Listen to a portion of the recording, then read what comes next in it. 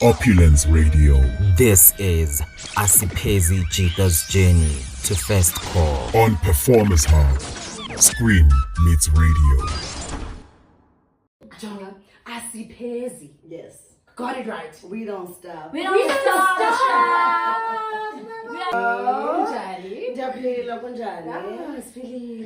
Yes. So the name is correct. Asipezi. Yes. Asipezi Bulela.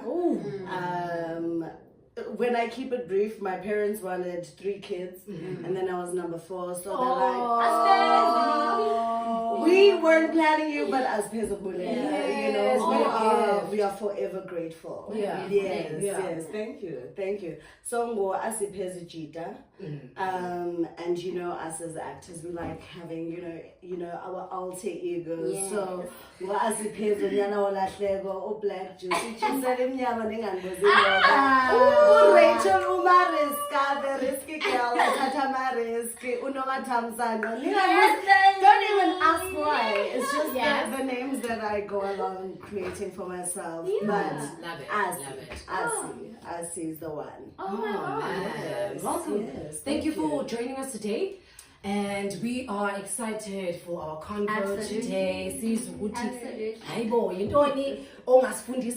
Because not only do we just, engage with you, but there are things that we take away as well from you as actors. We can apply to our own craft, but also people at home, our listeners, about okay, maybe if I can incorporate that to my craft or try this and that.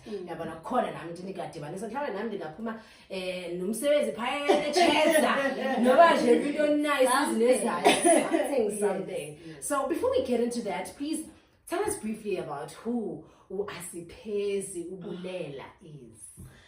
Yeah. Tell us about yourself. Like it's so easy, man. Like I wake up in the morning every day, but I know who I am. You know, I'm figuring it out. So Asipezi, she is a young girl from the Eastern Cape. Right. From Transkei, Kutsolo, but I grew up in Port Elizabeth, Ekabeja. But I don't like people calling me Ibainare. I don't know why. There's just something about, with her PE hands. That's stigma. Yeah, understand that. And that's not me. That's not me. So I don't associate. Exactly. And I don't identify. Pastor's daughter, amen. Oh gosh. Sunday school teacher. But Asipezi, she's just a girl who followed her dream, a girl who at first wasn't sure what they want to do after high school, I always speak about this because I'm very passionate about it in terms of in the Eastern Cape sometimes the pressure is so high, people yes, the pressure of getting a job, the pressure of making it out of the rural areas, so the best way to do that is to do something that is so concrete, something that's straightforward. We're not beating about the bush, you are doing medicine, law, whatever. It's something corporate, something straightforward, ITTC, Because it's the jungle. Yeah, understand? So I did that. I left high school and then I went to study BA law. Ooh. You guys have so much in common. I did BA law. You also did BA law. Yes. Also a pastor's kid. Oh, hi there. Tried, found each other. But did that for 3 years. The first year it was manageable. Then the second year I was like, third year, then I was like, yes, and don't guys, I'm not okay. I'm not able to do this. So can I just take a breather? And then also in Cape Town, I was doing a few things in the art industry, photo shoots, styling people. Not even. It was just like a group of friends, like Tina. We called ourselves. we called ourselves the Febenza Collective.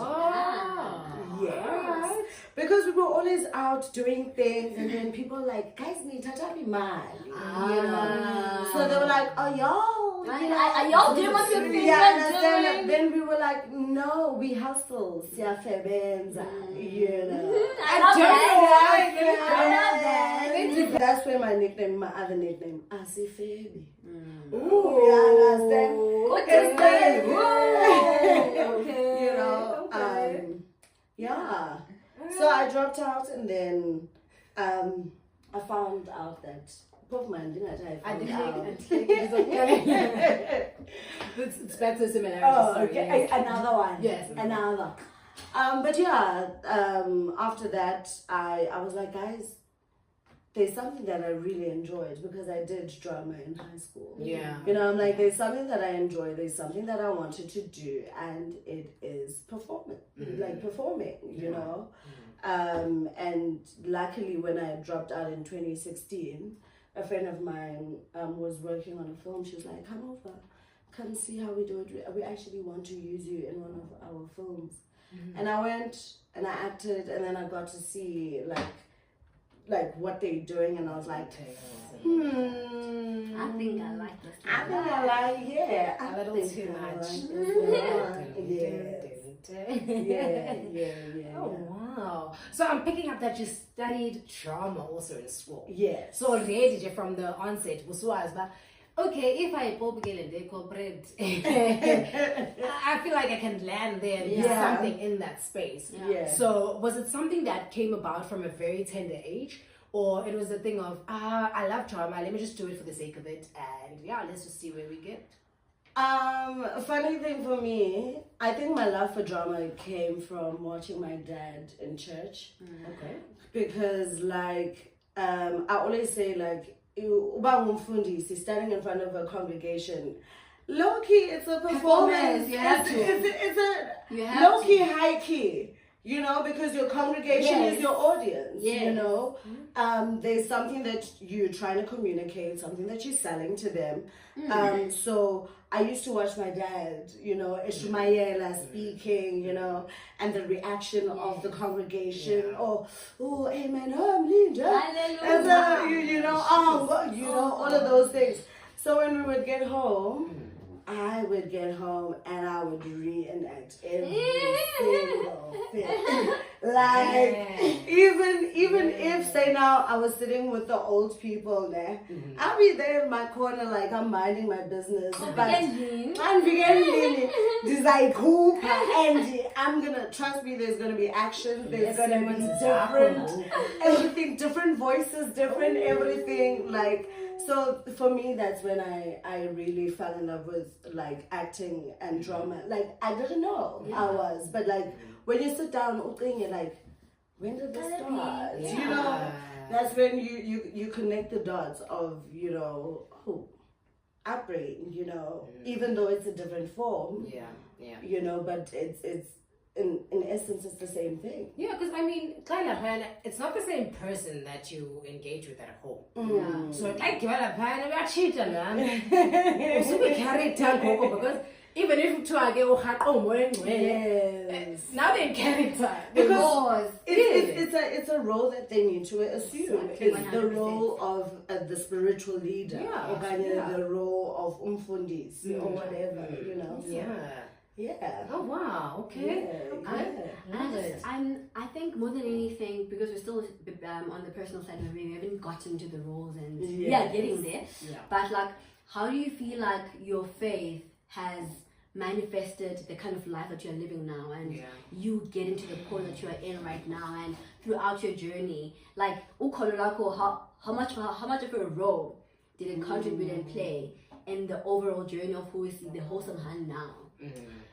I love that question, and I love that question so much because for me personally, the past, if I can put a time frame, the past 5 years of my life, I've been running away from church and spirituality and everything that has to do with faith, for the past 5 years, if not more. I don't even want to lie. But what I know for a fact and what I know in my heart is that imithandazo yabazali, right, from my parents, from my grandparents, those prayers have really shaped and allowed me to have the blessings that I have today. However, now this is why I'm saying that I really like your question. However, there comes a point in your life where your parents' prayers are not enough. Yeah. You have to do it yourself. Those prayers aren't enough. So even right now, where I'm at right now, I've been so comfortable in the fact that I am teaching and I'm acting, or I was teaching and I was acting. So that was comfortable because I'm like, either way, I have something to do, right? And also in prayer, as I'm saying, I haven't been praying in such a long time, but once we into, that's when also God is like, hey, you're taking this for granted. Yeah. So it's only actually in the beginning of this year, 2025. It's only in this year of God 2025 when I'm like, Asipezi, wake up. Yeah. Asipezi, wake up, because also talent only does so much for you. Talent is just the top. It's just the surface, because how many people out there are talented? 100%. In the show before, you guys were speaking about Utusombetu, right? That's not talent alone. Can't be. There's hard work. Just looking at a woman king, the amount of discipline she had to have in order to train for such a thing, And sometimes we look at people and we think uvugile and they received whatever they have, but you don't know the journey 100%. that people have taken to actually reach Glenda Bagoy. Sure. Is that where you'd say then your nickname is really in the prodigal son? Oh, you heard that? Of course. Yes, actually. So my nickname Unyana Walahlego was in a time, I think, we figure 2020, because 2020 just made all of us like sorry about that. 2020 just all like, it gave us free time. Everyone was posting, everyone was living on social media basically. And that's a time where I also found myself expressing myself a lot. But now, because I'm a pastor's kid, everybody's watching. What is Asi posting? What is she saying? What is she doing? So it came a point where I was tired. I was like, why, if I wanted to tell my mom a certain thing, I would have told her straight. Why are you finding the need to take my personal stuff that I put? I know it's not personal because it's social media, but like, why are you taking this and taking it to my mom? So I was like, which name could I create for myself that no one will think about? So I was like, Nyana Walahlego, right? But then, funny enough, that's the name that actually brought the church people to find me even more. Like, why is she calling herself the prodigal son? She loves Where is she coming back? Yes. And also, I don't think also that's a coincidence, because the thing is, God has a way of working. And the way that prodigal son found your way back, he found your way back. And it was never a coincidence. I believe nothing is ever a coincidence. Like, whatever's meant for you, or any space that you're in, you are meant to be there at that given time. So, Definitely. I want us to continue this conversation, but if let's just breathe and I love how each journey I got to grow from just being a friend, and then all of a sudden you were, just building, and then you had a storyline of your own. Also, for me, that speaks to performance and how you are capable of carrying a storyline, because they don't just trust anyone with that. Absolutely. Jack and Jill and Jay. Yeah. No. Also, you grow into it, and they saw something in you, and they're like, listen, let's give you that. So before we get into Leah character, and because I just want to mention this, that on the show we're gonna get into the details of how you felt, how it was, and how you got there, right? Yeah. But I just want to say, and we've spoken about Gabek on the show a lot, different characters and stuff like that. And I want to say, like, most of the characters, their acting got better during the show. Yeah. Your acting was good from get-go. You were literally that girl. Yeah. It didn't feel like acting. It didn't feel forced. Yeah. Your laughs, your eyes. It was just like, who is this? And Matilda Manlona and Nomandla also does Lali. It was genuine from get-go, and that is very rare. And especially for such a long show, you see gradual growth. From a shake performance part, but then as like now episode 300 and something, you are better. You got it from get-go, and we're gonna get into how did you do that? Yeah, no, I must say, that longevity, you held it down. Consistency was beautiful. It was beautiful to watch. But njengoba sizobuya kuleyo nto, sitshele which, because we say journey to first call, and we want to know about your very first script. So that very first call, what was it? The one your friend called you to. Yeah. My very first script, my very first call. It was a student film. I don't even remember what the name of the film was, but it was an interesting challenge because what happened was it was a 48-hour challenge. Yeah. Oh yes, right. Yes, like a 48-hour challenge. Project, yeah, that one. You're given a character, a line of dialogue, a prop that you have to use and whatnot. That's part of the theme. Yes, that's part of the theme and all of that. So that was basically my first call, which was in 2016. Wasn't it a cult called Expression? A cult called Expression. So, okay, let me... Was it that one? Okay, to be fair, let me not count student films, because at our institution you don't write exams, you just make the films, or you create a stage production, right? Or there are other disciplines like music performance or whatnot. So part of my undergrad we did a lot of films, more student films, you know. But outside from school, I think my first call was an advert, actually. Nice. But it was in PE, and it was for Microsoft. They were doing this facial recognition that you can log onto your computer even if you're using your face and whatnot. So it was me. And I'm changing, the concept is like I'm changing my hair all of the time, but I'm amused that every time I try to log on, it recognizes my face. So that was kind of like my first gig outside of school that I've ever done. Sure. And then a lot of theater. So what was that one show? They wanted commercials, and I'm not demising it. I'm not minimizing it. Sure. Yeah. I'm just saying, in terms of performance and acting, which one was that first script? Masam. Okay. That first, unfortunately, okay, not even for unfortunately or whatnot, it was a theater piece. Okay.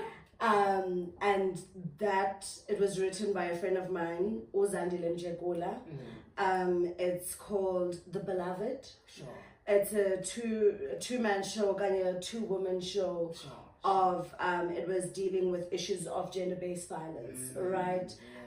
So it's these two, Omama Bomtandazo and Abo Mama, hitting right home. Abo Mama Bomtandazo, who find themselves in this unfamiliar space, right? But it's just dirt. And what happens in the beginning, it's the two characters going around in a circle. And the metaphor for that is that they're trying to figure out how it was after there were a couple of bodies found in PE on a like itaf. Don't itaf in English. It's called inegama, like an open field. Yeah. Well, so it was after there were like two bodies that were found in an open field.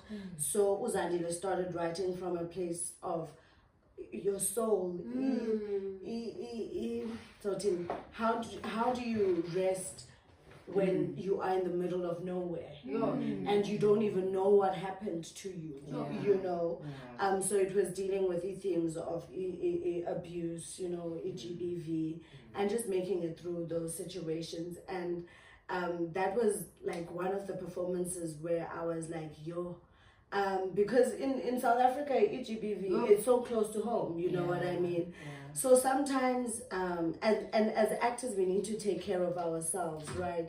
But like sometimes, like we'd be at rehearsal, and in the middle of the scene, I just start like crying, you know, like, and in that moment, it's like you're not even acting, like you're living in the moment. But that's why I really love theater, because you like, in the moment, you have a live audience, it's happening in real time, you know, the energy, the presence of your audience is there, and it also feeds in your performance, because as much as you rehearse something, each performance is different every time. And so I really enjoy theater and it being on stage, because it's a ritual, man. Very therapeutic. Very therapeutic. You yes. All of that thing. So The Beloved, it's a play that really has a special place in my heart. I'm thinking, this thought, like this pattern of thought running in my head. I'm like, you know, it happens as an actor where there's a moment where it feels like it's an out-of-body experience, and then there's also moments where it's like in real time, and it's like it's so real. You just it's happening now. It's alive, and it doesn't even feel like it's a character. You're just living in the moment. So between the two, which one for you do you lean towards more, or which one would you say you prefer or you love more? Because I know there's authenticity, a little bit of that one, organicness. Okay. That was very quick of you. there's that originality that comes with both the performances. Yes. So which one would you say is the best option for you? For me, the best is always living in the moment. Living in the moment, letting go. Why? Because when you're living in the moment, you're not in your head. You're not thinking, am I being convincing? You know, I'm not thinking, oh, I lost my mother in the scene, so I need to be broken, so I need to ugly cry. Like if you're living in the moment, you're not thinking about the technicalities, but you actually you unika your character their truth. You allow yourself, like I'm going to go back to theater, stage acting. One of my drama teachers, Ms. Schneeberger, shout out to her. She always, when we would get into a performance or rehearsal space, take off your shoes, you know, take off of your jacket, feel the ground, you know, be willing to let go. Because also with this thing of acting, it's not because you want to, okay, for other people, but for me, it's not about being famous. It's not about how do I look? How do I look? How am I presenting myself? What do people think about me? But that living in the moment, going back to Matilda, I was able to just give Matilda her time to shine. You know, her time to shine. That girl from Eslalini, because also with her character, I hated her wardrobe.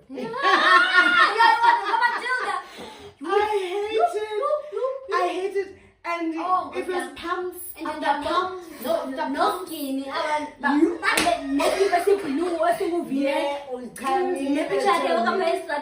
That's exactly. I hated her wardrobe, right? Like even if pumps and like even if she would try to dress up and then pumps, you know, everything was out. But as a performer, I can't be thinking about, oh, what are my friends gonna say about Asipezi? You know, I don't dress like this. I don't, because also a hairstyle is a commitment. When the first episode I had, I'm a popcorn, right? I still have to carry on with my normal life. You know, I still have to go to work. I still have to meet up with friends and dinner popcorn, and I can't take it off. But the thing is, it's not about being famous or looking pretty but giving your character the space to live and breathe and be seen, you know, because those characters they come from somewhere. Yes, they are people that you know. Yes. And I genuinely feel like with all that being said, we saw it, we felt it, which is why we speak about Matilda like this today. That you were her. It wasn't about. It was never about Matilda. No. Oh yeah. And it then goes back to how you're saying you prepare for the role and how you put yourself and immerse yourself in it. Literally, that character embodied exactly that. That leads me to my next question. Actually, I'm interested in knowing. Yes. How do you separate? Because already we've spoken about the wardrobe, about Matilda or any other character would dress in a certain way. Yes. So now in terms of mentally and emotionally preparing yourself for these roles, what is the process that you undergo in order for you to feel like, okay, I'm readily, you know, prepped for this role? So I know, but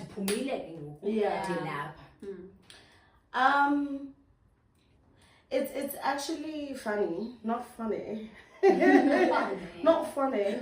But the thing is, I think for me, I approach each character differently. Sure. You know? Because for example, Matilda's character, she was very out there, you know. Always in everyone's business, you know, always in everyone's business, always busy. You don't even know where she lives. You don't even know where she lives. I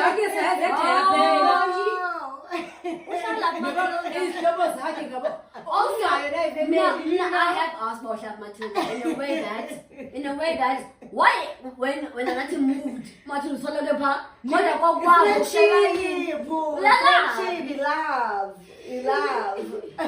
Thank you for that. Yes.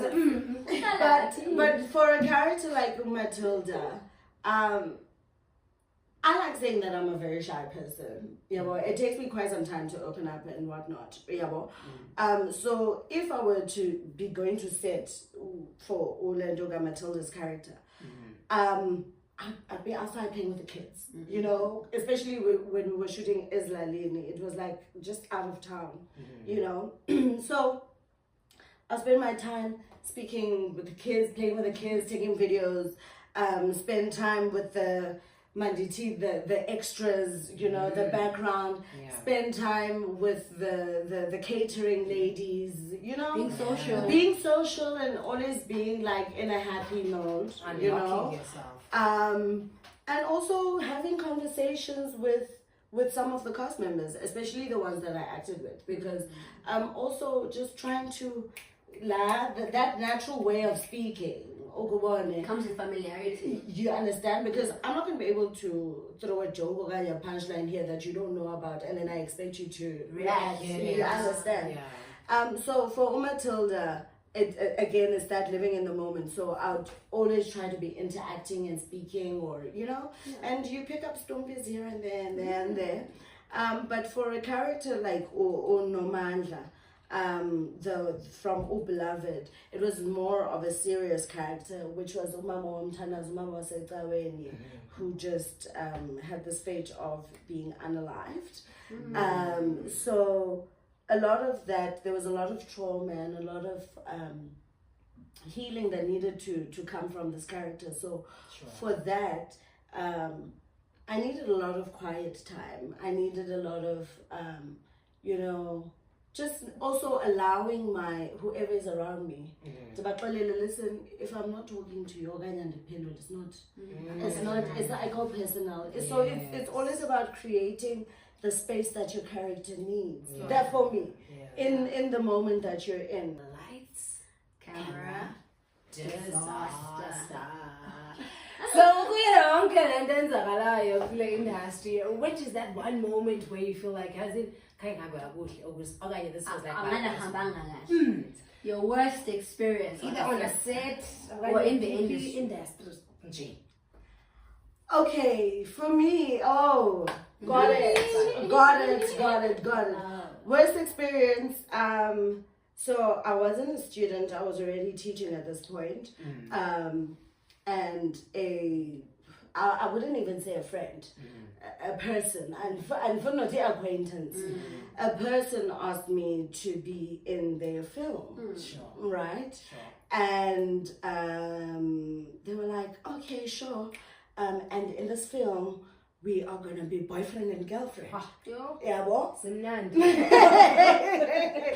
But in this film, we're gonna be boyfriend and girlfriend. So I'm like, okay, cool. And then like I'll see him, and then he was like, this other day, he was like, by the way, that boyfriend and girlfriend thing in this film, in a scene, So listen, so then this dude says there's a scene, so Yena Utanda, basically he used my words. He likes living in the moment. Hence, therefore, can we please just that unnecessary things of putting a cushion and then dun, can we not put that method acting? Let OT.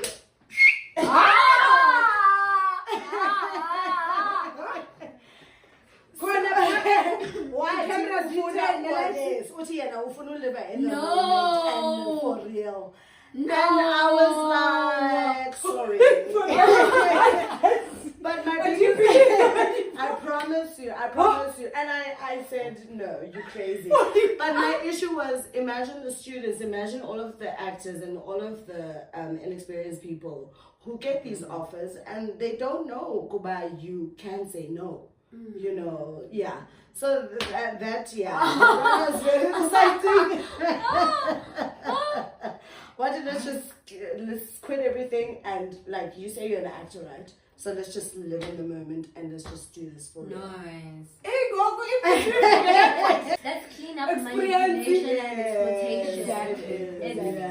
It's one of the things that we performers have wants to share awareness about and let people know and like stop things like that. Like I mean, we don't have the power, but we can share the awareness. We can talk and we can. It's wrong, boy. It's so wrong. Definitely. Disgusting. Because like imagine how many more are out there. And what's so scary is these kids that are unaware or do not know how to operate in the industry. And you're met with that kind of person. Exposure. In fact, I'm director. That time director no cast. Exactly. Right. Yo, and it's so scary. It's so scary, Shane. It is. But I'm so happy that you were wiser. And you were able to say no is no. And the other ways of doing it. Not clear. Yes. No. Not this one. Yes, you should go. Yo, what's what important? Let's get to Mban go with her tape. Oh my god. Okay. Asipezi, Mama. Yeah. Thank you so much. Me. That was so fun. So informative. Thank you. Like, oh man. Like, I feel like you poured into us as well. Because, with everything that we've just been talking about, engaging, you know, we also learned so much about you. But I also think in most times it's also a reflection on ourselves. And, you know, you get to see like, oh, okay. Yes. 1 2 1 2. So Mama, thank you so much. It's been amazing. Ever so stunning. And ngenye imini uzophinda ubuye usixele kahle ngala prodigal though.